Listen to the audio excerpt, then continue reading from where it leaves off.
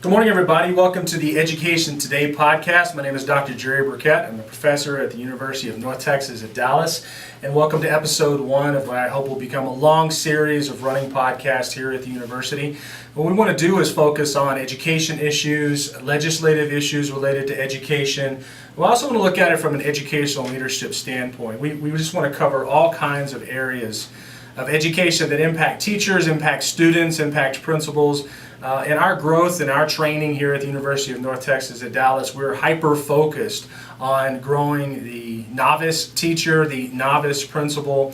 But there's a lot of things that happen in the world, a lot of things that happen in education and happen in news that impact our schools today. And so we're going to hit on several of those topics. And so today we're going to focus on a lot of different things that I think are important, that teachers are struggling with, that principals are struggling with. And these issues are impactful, and not only at the local level, but also coming down from federal policy and state policy. My role here at the university, I'm the assistant dean for the School of Education. I teach in the Ed Leadership Department, so I teach principals seeking master's degrees in educational leadership. I teach the courses related to those, but I also help direct our undergraduate programming.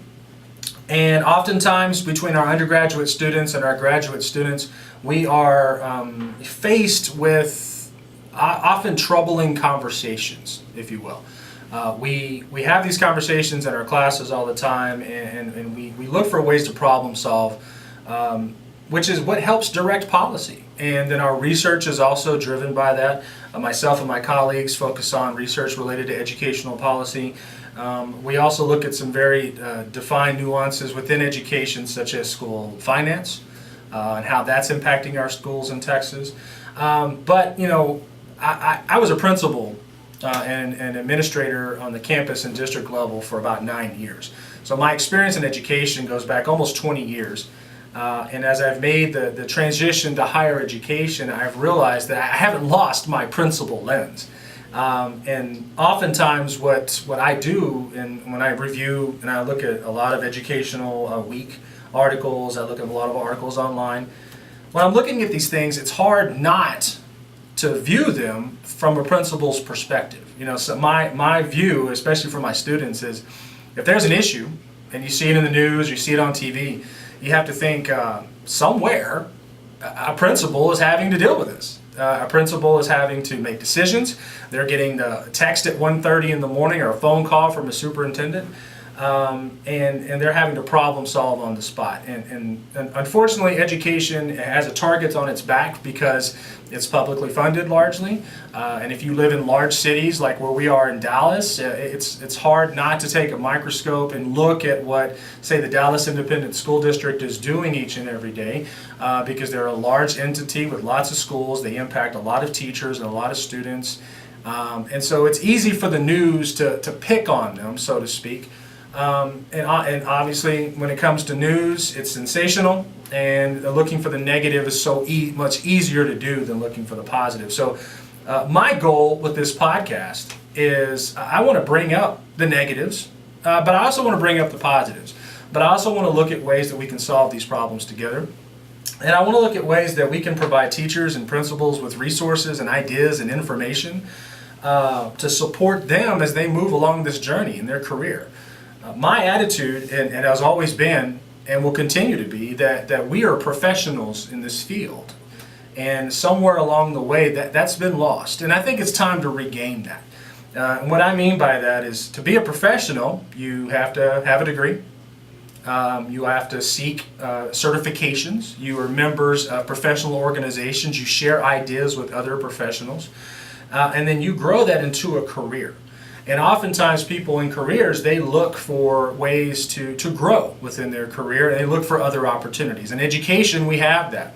You can be a teacher, but you can also be a counselor, a principal, an assistant principal, a director, an instructional coach, a superintendent.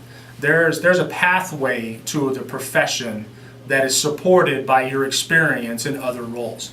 So we are a profession. Whether it's K-12, whether it's private school, whether it's charter school, whether it's higher education, It's all education, and my goal is to support all the facets of that through this podcast. So I thank you, welcome. I'm glad you're listening, and I hope you enjoyed things.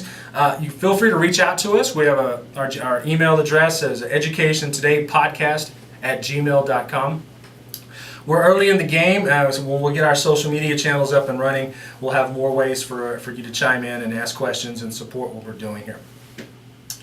The first thing that's on my mind is something I came across on an Education Week. I was reading through some of the articles, and I came across this article about school start times matter. What's interesting about this, and one thing about me personally, I have an 11-year-old, sixth grader. And we're constantly concerned about, as parents, how much sleep is he getting? Is it enough?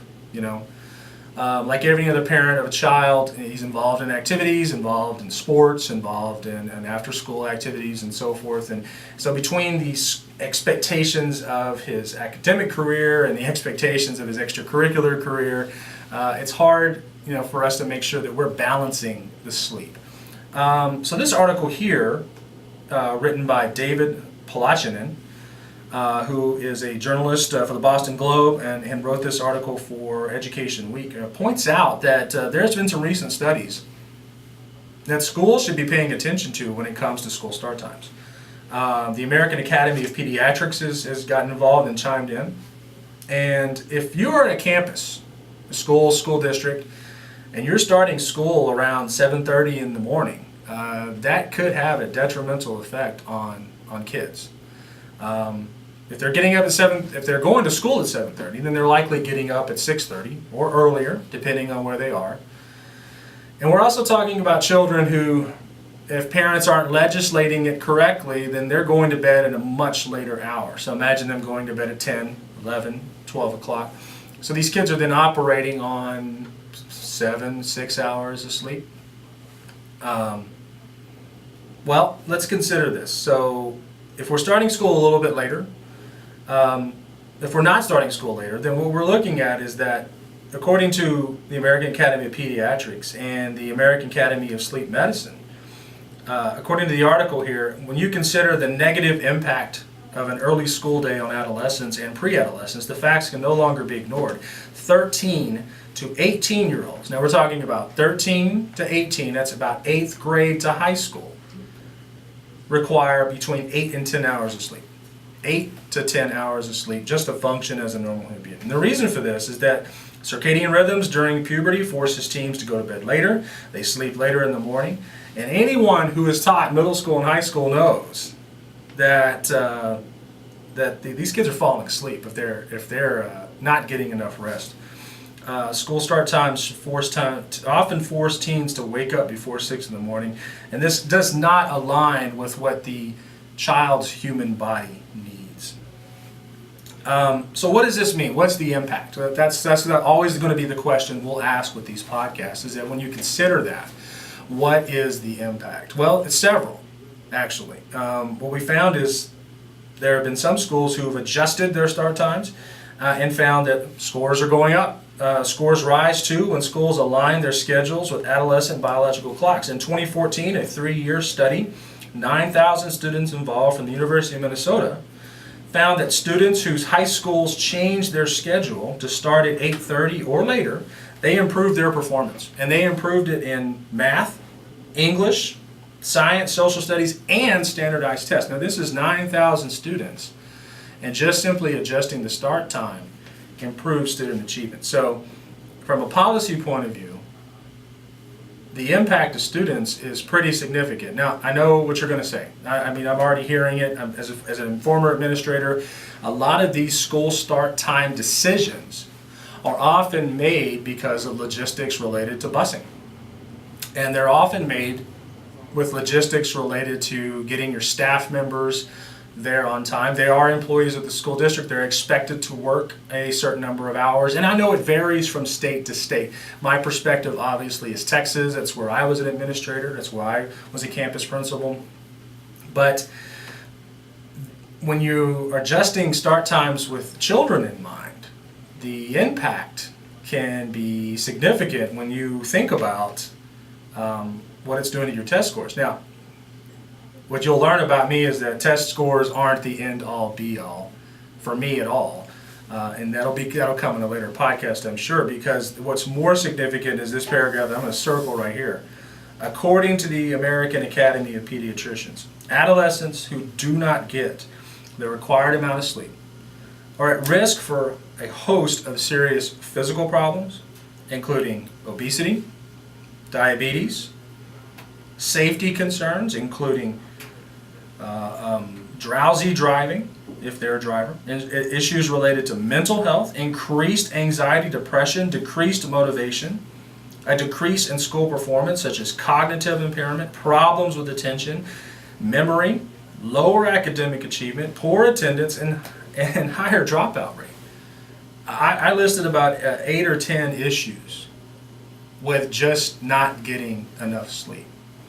Now, if adults for a moment will just think about it from their perspective, you know, as adults get older, we need a little less sleep. We're mature enough to be able to handle our sleep deprivation. We dive into our coffee and our energy drinks and whatever it is that we need.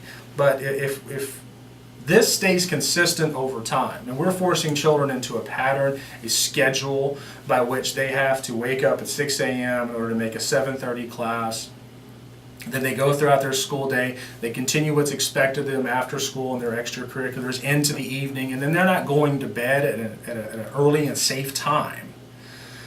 Consider doing that over the course of 180 school days. And imagine how cranky you would be as an adult if you're getting up at 3:30 a.m. It's the same thing when you put it in perspective. It'd be like a grown adult getting up at 3:30 in the morning and expected to